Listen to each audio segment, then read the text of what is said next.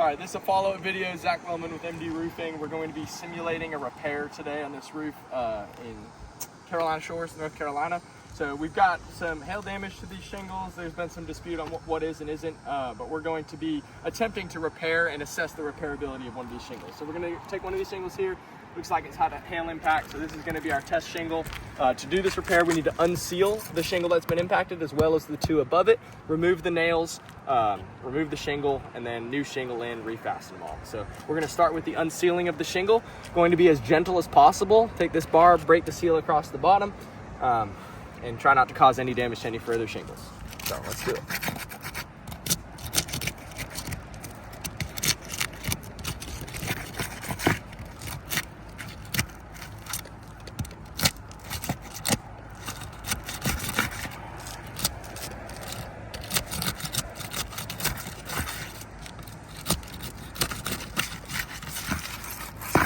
All right, first shingle's up.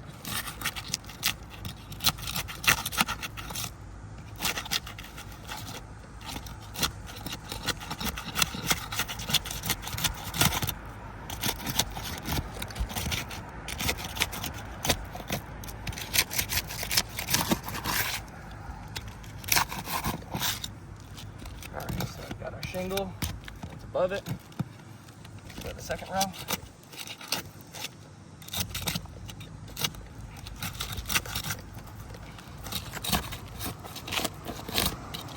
See, there's quite a bit of resistance on these shingles as we try to separate the glue strip.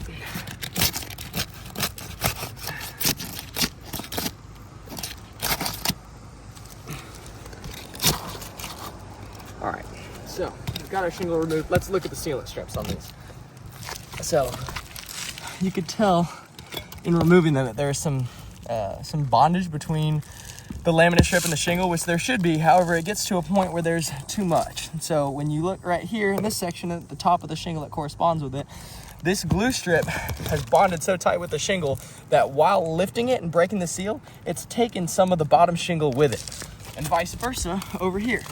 So you can see here's some of the top shingle that's now sat right here on top of the glue strip. So now when this shingle sits back down, it may make contact with some of these other glue strip areas, but it's not the full contact and the full bondage that the manufacturer wants. Same thing with this shingle. You see some of it there. Look at that. See the chunks right here? So the shingle has removed a bottom part of this laminate and part of the shingle and come up with it. You can see these nails are actually rusted. So water's been getting up in here beforehand. So now that this is more susceptible to wind, and water or wind lifting it up because the seal strip isn't as strong, water's going to go over those nails more than ever.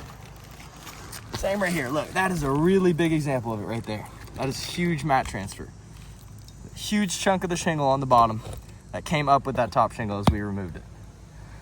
So now this is our original shingle right here.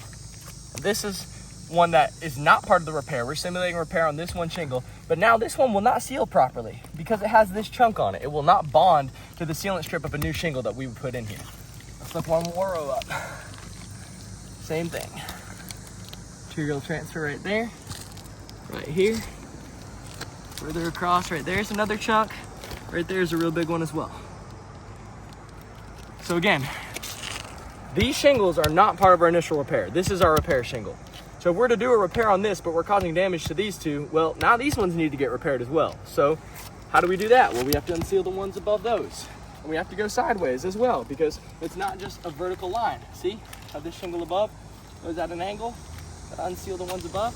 Well, we're gonna intersect with this ridge and we're gonna have the issue of non-repairability on this entire roof as we try to do these repairs. So this repair cannot be performed in good faith, nor in code compliance or in compliance with the manufacturer's specifications for how to assemble a roof. And for that reason, this roof is not repairable.